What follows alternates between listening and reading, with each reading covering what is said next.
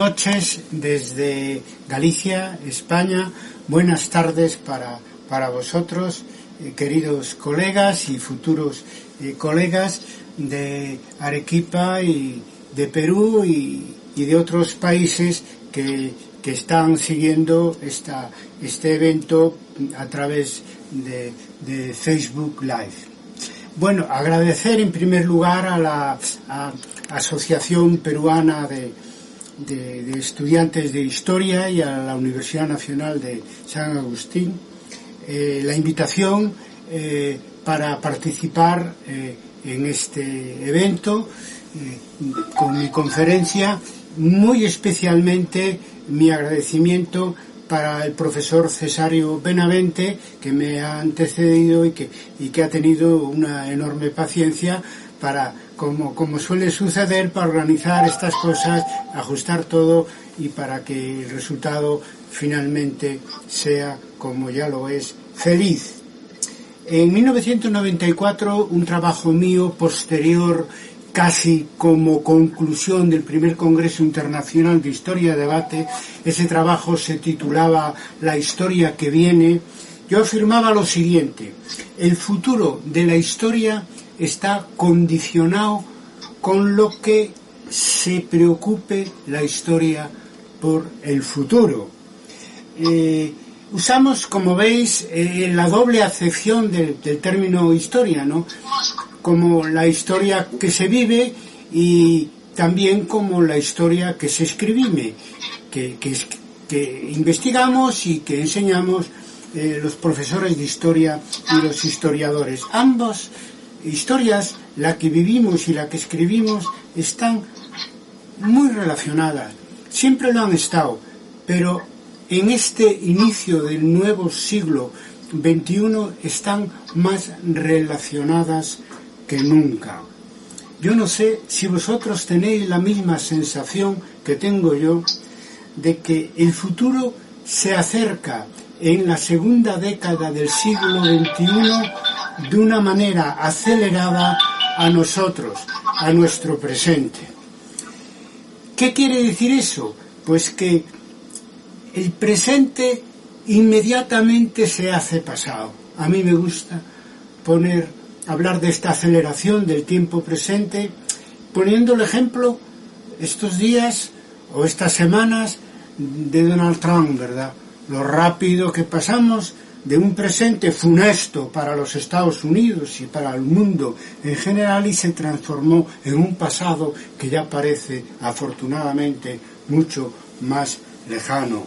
En ese contexto de aceleración histórica nos estamos moviendo, sabiendo además que el futuro que tenemos es ignoto. Nadie sabe a dónde vamos. Y no hay mejor prueba, por tanto, de hasta qué punto estamos viviendo cambios históricos profundos. Nos podemos preguntar si la historia cambia también su manera de escribir ese pasado, y yo me atrevería a decir este presente que pasa tan rápido, si la historia, es decir, la historiografía, cambia también. Creo que no tanto como desearíamos. Fijaros, en estos 30 últimos años hemos ido de sorpresa en sorpresa. Hemos vivido una sucesión de acontecimientos de ruptura, casi en su totalidad imprevistos. Y además hemos adquirido un hábito muy presentista de cada vez que vivimos un acontecimiento fuerte, decimos que hay un antes y un después. Después nos olvidamos de lo que dijimos antes cuando tenemos que enfrentar un acontecimiento de ruptura, como digo, de los que se están sucediendo continuamente en estas 3 pasadas décadas.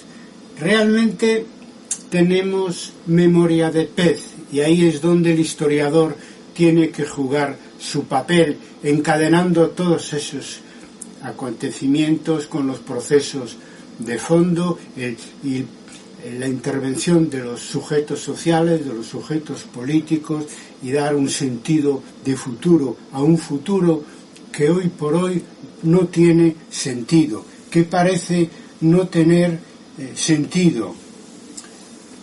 Me refiero, cuando hablo de estos 30 últimos años, a los acontecimientos que se han sucedido desde la caída del muro de Berlín hasta la gran pandemia que todavía estamos sufriendo, pasando por la globalización y la antiglobalización, la crisis económica del año 2008 y la gran recesión que vino después, los movimientos de los indignados, el COVID-19 y sus consecuencias económicas, otra gran depresión, igual no, superior a la que sufrimos a principios del siglo pasado, en 1929. Y no sabemos, decía, lo que viene mañana, porque en este inicio del siglo XXI lo que podemos verificar es que las ciencias sociales están en cuestión. Y la historia, para los que creemos que la historia es una ciencia social, también está en cuestión. Porque estamos en un nuevo siglo, en una nueva sociedad, y nos preguntamos dónde está el nuevo pensamiento adaptado a los tiempos presentes, que nos ilumine cara al futuro. Más bien lo contrario, más bien desde la caída del muro de Berlín hemos marchado hacia atrás como los cangrejos hasta el siglo XIX o antes del siglo XIX, con el neoliberalismo, la vuelta al mercado que gobierna el mundo. Afortunadamente, el neoliberalismo ha sufrido una herida de muerte con el COVID-19 y sus consecuencias, que demostraron que el mercado no puede regular la vida y la humanidad, que tienen que ser las instituciones públicas quienes hagan frente a los problemas que tiene la humanidad. Entonces nos hemos olvidado ya, yo espero que para siempre. Soy optimista del neoliberalismo que tantos problemas nos causó, sobre todo en algunas regiones del mundo como el sur de Europa, América Latina y otros países. El posmodernismo, también una consecuencia de esa previsión errada del fin de la historia que siguió a la caída del muro de Berlín. ¿Dónde está el posmodernismo hoy? Es un fenómeno filosófico residual. El siglo XXI está demostrando ya en esta segunda década que lo que necesitamos es más luces y más pensamiento positivo. El positivismo, este es un fenómeno de estos últimos años en cuanto a vida intelectual y ciencias sociales, que ha afectado muy especialmente a la historia. Después de la crisis, en cierta medida irreversible, de la escuela de Annales y el marxismo, muchos han visto hacia atrás, hacia el siglo XIX, hacia von Ranke, hacia Langlois, hacia Señor Vos, y han intentado buscar las certezas perdidas en el positivismo decimonónico. Algunos todavía dudan si ese no es el camino para la historia en el siglo XXI, pero pocos lo reivindican en público. Yo supongo que por vergüenza, porque decía Marc Bloch que el hombre se parece más a su tiempo, que el historiador se parece más a su tiempo que a sus padres. Es decir, que el tiempo que vivimos es el que, de donde vienen las preguntas a cuyas respuestas tenemos que contribuir para ser una disciplina viva y con futuro, que es de lo que estamos hablando aquí. Por lo tanto, todo eso ha fracasado y forma parte del fracaso general de las ciencias sociales y de las ciencias humanas para abordar esta realidad acelerada y cambiante que es el tránsito del siglo XX al siglo XXI. No me refiero particularmente a la historia y al desafío que supone para la historia el cambio hacia una nueva realidad que todavía no tiene forma.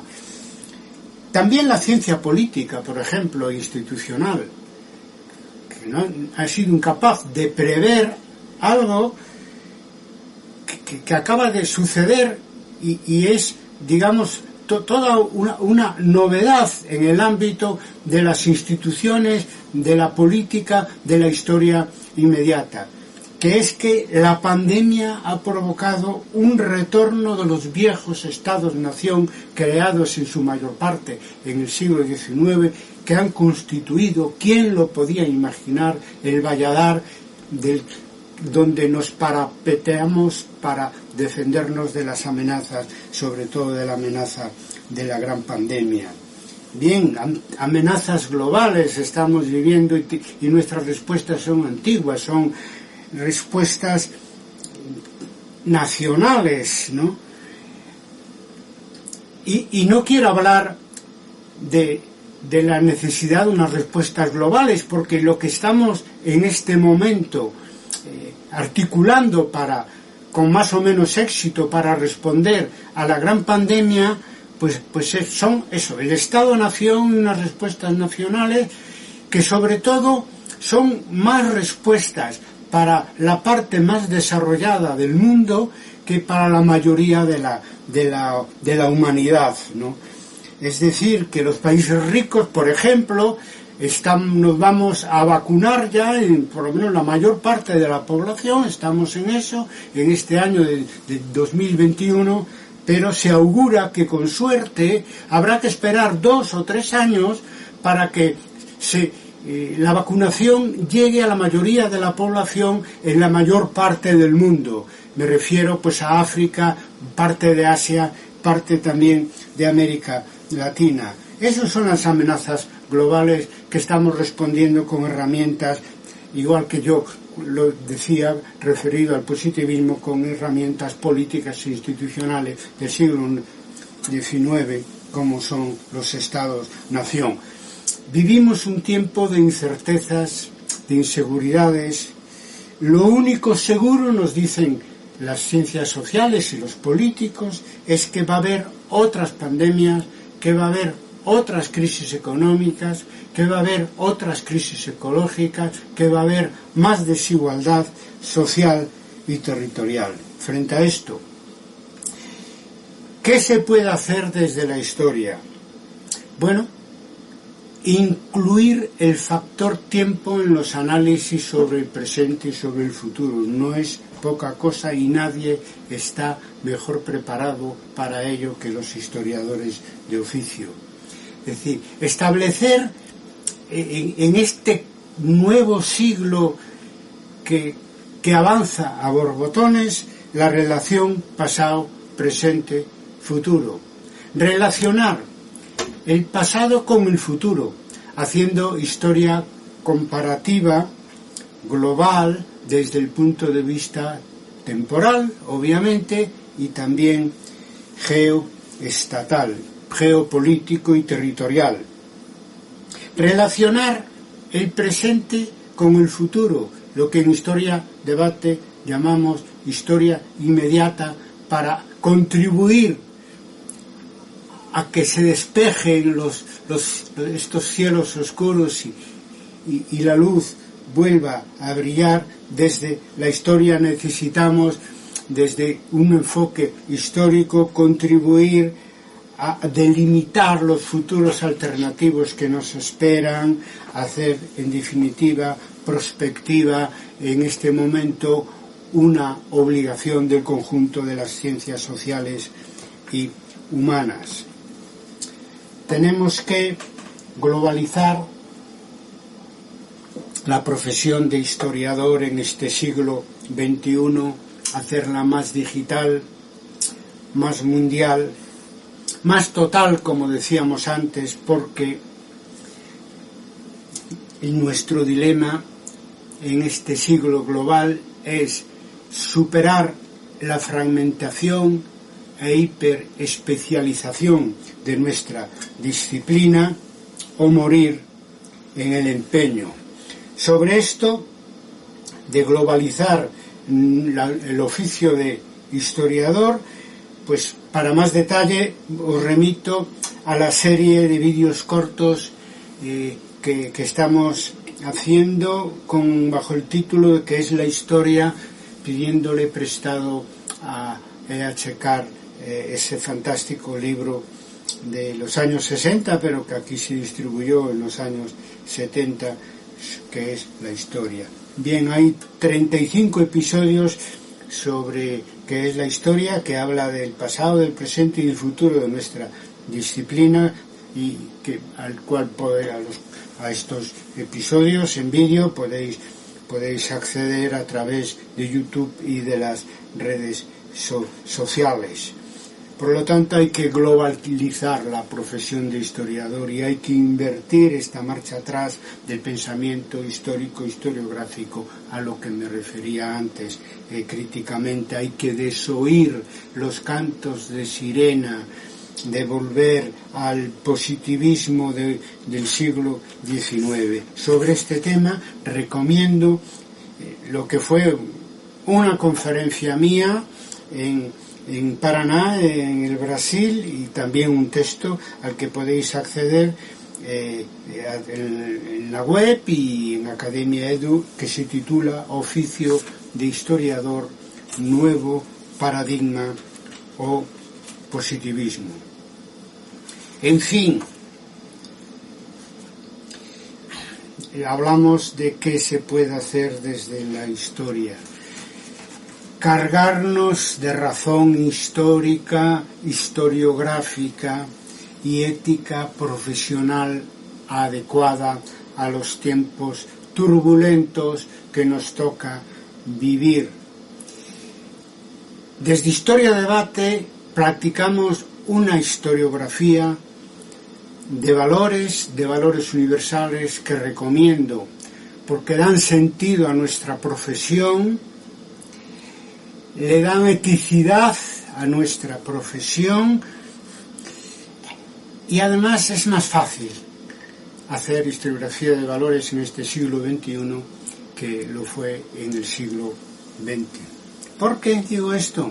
Porque la globalización tiene muchas caras y tiene la mala cara de la globalización de las multinacionales, pero también tiene la buena cara de la globalización digital y de la globalización de los valores universales, que incluso se han transformado en normas del derecho internacional. Estamos pues de enhorabuena, podemos hacer una historiografía de valores comprometida con valores universales, que no tiene por qué ser historiografía de partido o de una ideología concreta, independientemente que ambas cosas, partido e ideología concreta, son un derecho e incluso un deber en estos tiempos que tenemos para todos nosotros como ciudadanos. Pero la historia tiene que demostrar su utilidad, tenemos una responsabilidad ante la sociedad. Esta sociedad convulsa nos necesita, igual que necesita el conjunto de las ciencias sociales, y eso hay que hacerlo desde una ética profesional, desde una ética de valores universales. Si acaso el valor universal que yo considero más importante en general para la sociedad y muy en particular para la historia como disciplina social es la idea de progreso. Es decir, la historia como ciencia social no existiría sin la idea de progreso. la necesitamos, no solo la idea, sino la voluntad de progreso. Y la necesitamos en ciencias sociales y en ciencias humanas, y la necesita más todavía aún que nosotros la sociedad sufriente, aquellos sectores de la sociedad que sufren la globalización en sus aspectos más negativos, la desigualdad social en sus aspectos más tremebundos, ¿no? La idea de progreso es el valor universal más importante, no siempre se hace hincapié en esto. Todos los demás valores dependen de que haya progreso o no.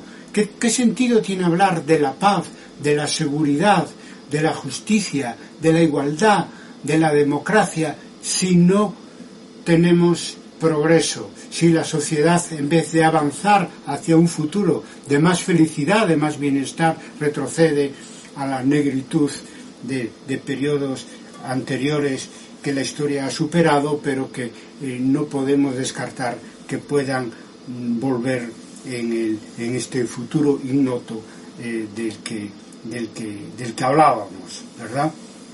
Por lo tanto, ¿cómo podemos ayudar desde la historia a recuperar la idea del progreso? Primero, estudiando los precedentes históricos. No me refiero solamente a la modernidad y a la ilustración, que tiene sus luces y sus sombras, que solo se pueden abordar de manera crítica y autocrítica, pero sin echar el niño con el agua sucia por el agujero de la bañera, porque hoy necesitamos una nueva modernidad y una nueva ilustración, y necesitamos basarnos en otros periodos de cambio que hubo a lo largo de la historia, donde también hubo fenómenos de progreso importantes que hay que analizar para que esta sociedad en la que vivimos de manera, decía, tan convulsamente, pues responda a un vector de progreso, no nos haga retroceder a periodos anteriores y a las catacumbas. Pensar, por ejemplo, el auge que está teniendo en estos últimos años la ultraderecha, el fascismo en el mundo, ¿no? Que afectó incluso a los Estados Unidos de América, pues una de las primeras democracias que hubo en el mundo, afortunadamente de una manera temporal. Por lo tanto, hay muchas amenazas, hay muchos peligros, necesitamos la idea del progreso, y desde la historia podemos hacer mucho. Primero, estudiando los precedentes históricos, y segundo, también mirando, haciendo historia inmediata, es decir, mirando para la sociedad que se mueve, porque en las demandas sociales están esos valores universales en los que se tiene que apoyar nuestra profesión, algunos ya conocidos y ya incluso, normativizados desde el punto de vista del derecho, como es la defensa de los derechos humanos, y otros que están en formación. Tenemos que mirar a la sociedad de nuestro tiempo, para saber cómo orientar nuestra disciplina desde el punto de vista de los valores, olvidándose ya, obviamente, de ese mito positivista de que la historia no es una especie de actividad notarial y no tiene nada que ver ni con nuestro tiempo, ni con los valores de los historiadores, lo cual elimina también el valor principal, que es de nuestra profesión, que naturalmente pues es la fidelidad a la verdad histórica, que constituye nuestro objetivo, el objetivo central de nuestras investigaciones. Yo creo que es muy útil para esta situación de tránsito que vivimos a una nueva sociedad que no sabemos bien cómo va a ser, solamente que va a ser global y poco más. Podemos hacer otra cosa, hacer una comparación de la transición histórica que estamos viviendo con otras transiciones históricas, muy rápidamente. Entiendo por transición histórica, lo entiendo en un sentido amplio, ¿no? Es decir, cambios más o menos profundos que se han podido dar en la historia, tanto normalmente en varios campos a la vez, lo económico, lo social, lo político, lo cultural y lo mental. Lo primero que llama la atención es que cada vez esas transiciones de un tipo de sociedad a otra tardan menos en ejecutarse. Es decir, por ejemplo, el tránsito de Roma a la Edad Media duró siglos, como sabemos, ¿no? Sin embargo, ya el tránsito entre la Edad Media y la Edad Moderna, o entre el antiguo régimen y la historia contemporánea, ya duraron décadas, años. Claro, hablo con el esquema, podéis decirme críticamente, eurocéntrico, pero es en el que me quiero mover porque estamos hablando de la historia, y la historia en definitiva, aunque seamos críticas con el eurocentrismo, sobre todo en sus desarrollos a partir de la colonia y posteriormente, sin embargo, hay que partir del hecho de que la historia misma nace en Europa en la antigüedad clásica, y las corrientes historiográficas en las que nos formamos también ya en la época contemporánea, lo cual no quiere decir que todos los defectos que hubo en el funcionamiento de nuestra disciplina y de otras, de eurocentrismo, naturalmente hoy son anacronismos, considerando que estamos en una sociedad global, multifocal y multilateral. Pero eso es otro tema para otra conferencia. De todas estas transacciones, digo que cada vez duran menos, quiero pararme en la transición entre el siglo XIX y el siglo XX, y la transición en el siglo XX y el siglo XXI, porque en ambos casos el resultado es que el nuevo siglo viene acompañado de una nueva sociedad. Eso pasó con el siglo XX y también con el siglo XXI, ¿no?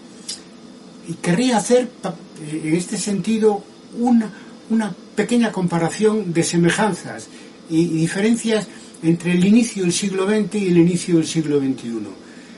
Semejanzas, claramente podemos decir que a principios del siglo XX hubo también una pandemia importante, la mal llamada gripe española, hubo una crisis económica importante en 1999 y la Gran Depresión que siguió, y nació a principios del siglo pasado un sujeto social nuevo que fue el movimiento obrero, que marcó el siglo pasado, como ya sabemos, también en sus tradiciones políticas, ¿no?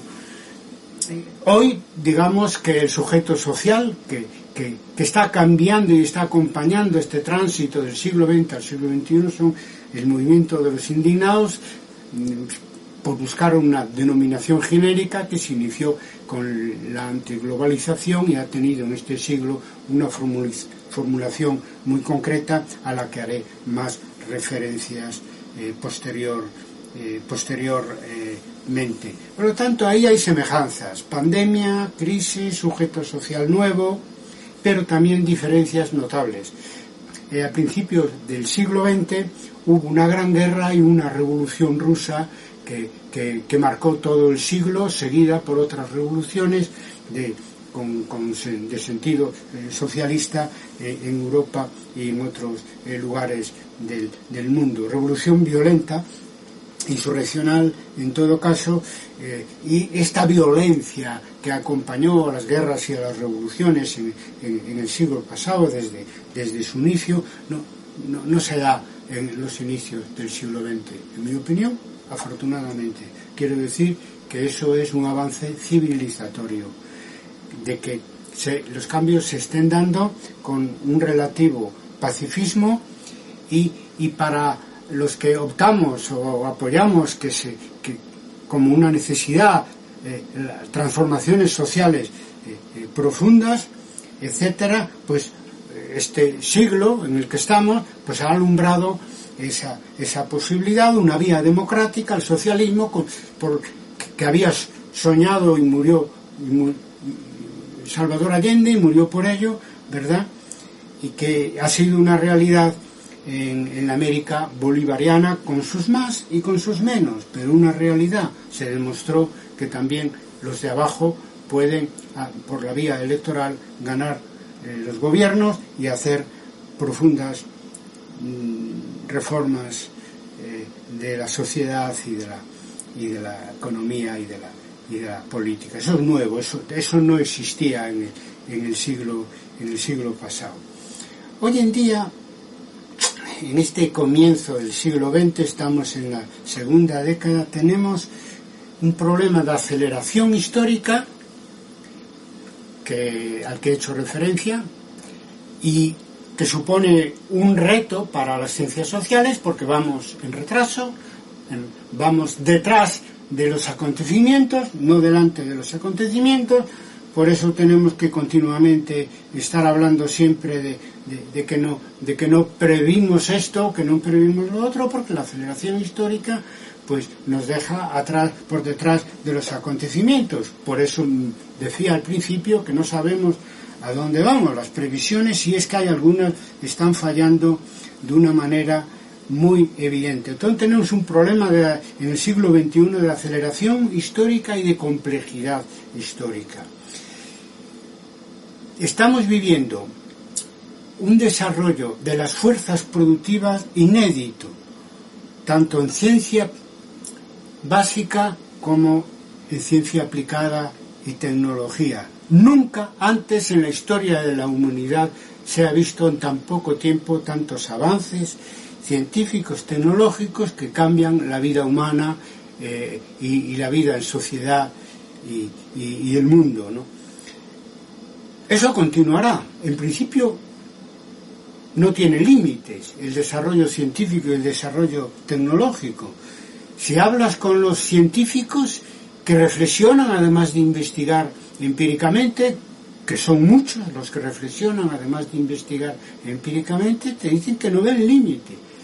No sabemos a dónde vamos también en ese sentido. En general, se trata de unos avances que permiten que la vida humana dure más y sea más feliz. Nunca hubo tanto cambio en tan poco tiempo como en esta transición entre el siglo XX y el siglo XXI, que empezó con relativa fuerza, pero que está acelerando. En la segunda década estamos avanzando más que en la primera década de este nuevo siglo. Por lo tanto, tenemos un problema de aceleración histórica como reto para las ciencias sociales y para la historia, y también un problema de la dimensión del problema, si se me permite la redundancia, el tamaño del problema de organizar esta nueva sociedad que está generando la aceleración de las fuerzas productivas es enorme, porque se trata de que hay de organizar una sociedad global y total, porque en el sentido de que lo que está cambiando no es solo la economía, sino cambia la economía, la sociedad, las costumbres, la política, todo al mismo tiempo, la movilidad, la comunicación entre las personas, ¿no? Por lo tanto, para abordar con cierto sentido de futuro este momento de cambio intenso que están viviendo nuestras sociedades y el mundo entero, tenemos ese doble desafío, la aceleración y la complejidad del problema, y tenemos cada una de las disciplinas en las que trabajamos en las universidades y en los centros de investigación, ver qué podemos aportar para, decía antes, que el cielo oscuro se ilumine y veamos las estrellas. Las viejas recetas de todas las maneras no valen. Antes ponía como referencia cómo tenemos una amenaza, como la gran pandemia. La ciencia, me refiero a la biología, a la química, a la farmacia, etcétera, se han puesto las pilas, como decimos aquí, se han estado a la altura de las circunstancias y a pesar de existir los medios técnicos necesarios y científicos, no somos capaces de vacunar al conjunto de la humanidad más que solo una pequeña parte que somos los países más desarrollados. Tenemos un grave problema porque no podemos esconder ahora la cabeza debajo del ala. ¿Por qué? Porque simplemente, y el mejor ejemplo que tenemos es el COVID, el hecho de que se resuelva el problema y se llegue a lo que se llama la inmunidad de rebaño en los países económicos más importantes de Europa, América del Norte y Asia, etcétera, no margina el problema, no lo reduce a algo mínimo como una gripe que cada año habrá que vacunarse para ella, porque la mayoría de la población seguirá sin poder vacunarse durante unos años, lo cual quiere decir que la ciencia no es suficiente y lo que está fallando pues es la política, y también tenemos nuestra parte de culpa en las ciencias sociales y en lo que nos pueda competir a nosotros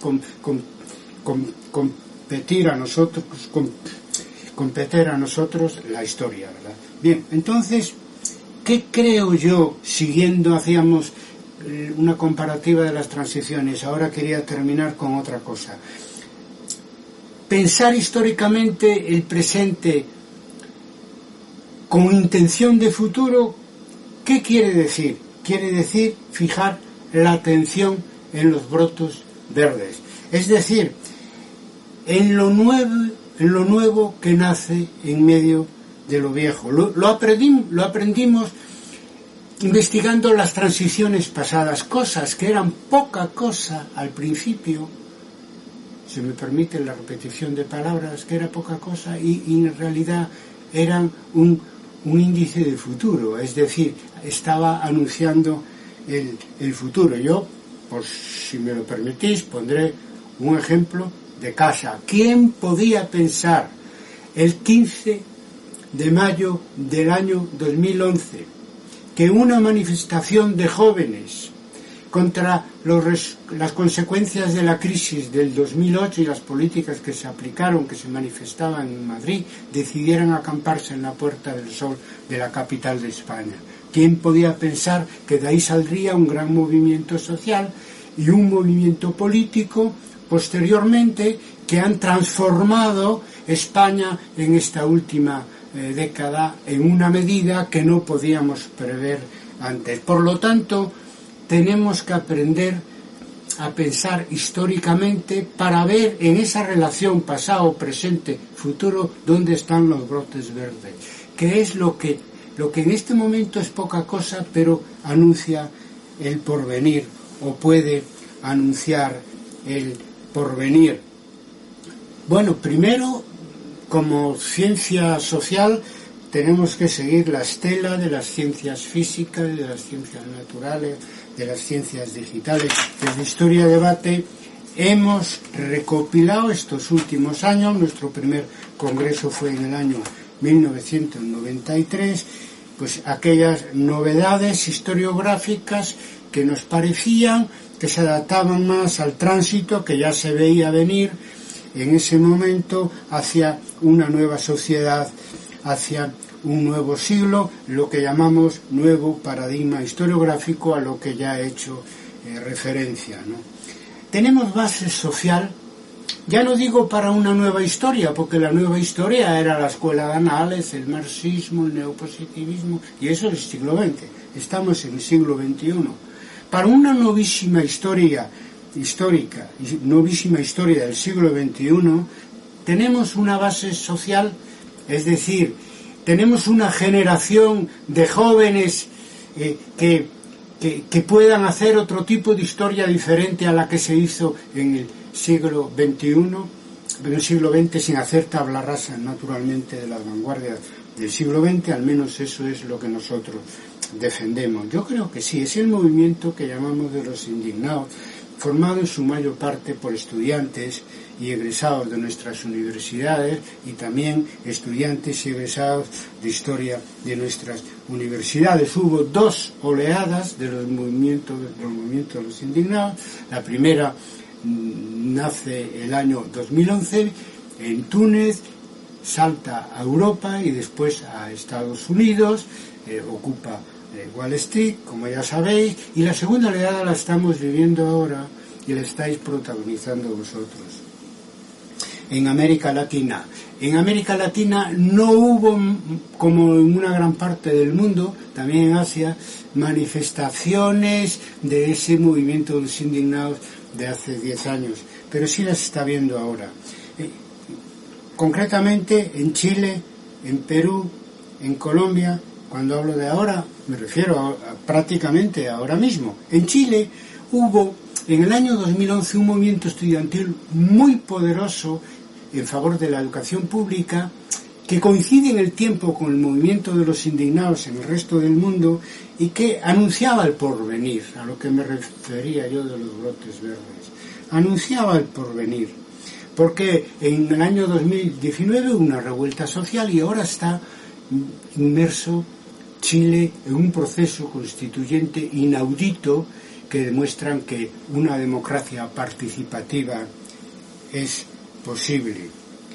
Por no hablar, vosotros lo habéis vivido, lo sabéis mejor que yo, de la movilización de la juventud peruana en diciembre del año 2020, muchos de ellos estudiantes universitarios y bastantes, espero, estudiantes universitarios de historia, o por no hablar, en este momento, en Colombia, donde se está viviendo una movilización de características parecidas, es decir, de protagonismo juvenil, con lo cual cuando se habla de vosotros como los millennials, pues lo primero hay que decir es que los millennials, sobre todo más representativos, son los movimientos de los indignados, que quieren hacerse cargo, ya no digo cambiar la historia, quieren hacerse cargo o queréis haceros cargo de su propia historia. También a los que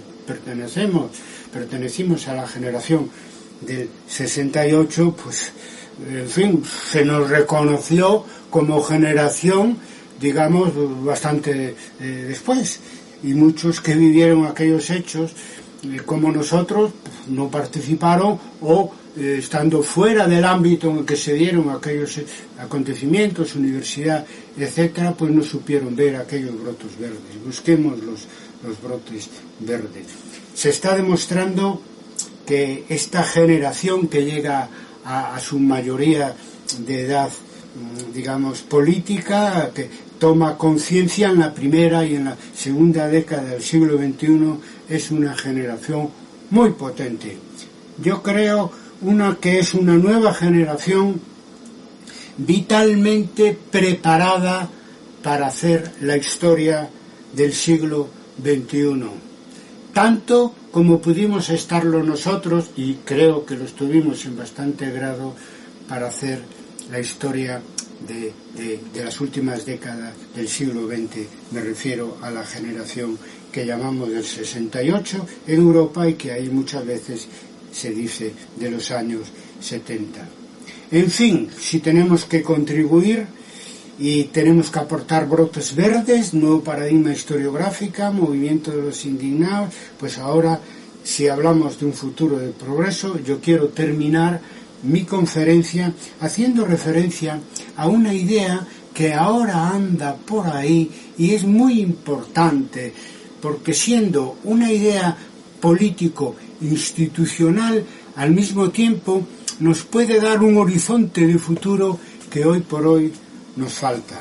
Me refiero a la necesidad sentida por muchos, a la que yo me sumo y me he sumado, de ir hacia un gobierno mundial democrático, hacia un parlamento mundial democrático, hacia una constitución mundial democrática que pueda hacer frente a las amenazas que nos acechan de una manera igualitaria, sin discriminar a determinadas partes del mundo y sin dar prioridad, como hemos vivido en la fase más neoliberal de la globalización, a las grandes élites económicas. Para eso recomiendo lo que fue una conferencia mía y después un texto sobre los fines de la historia en el siglo XXI. Y termino ahora de verdad. Vivan los estudiantes de Perú y de toda América Latina. Muchas gracias.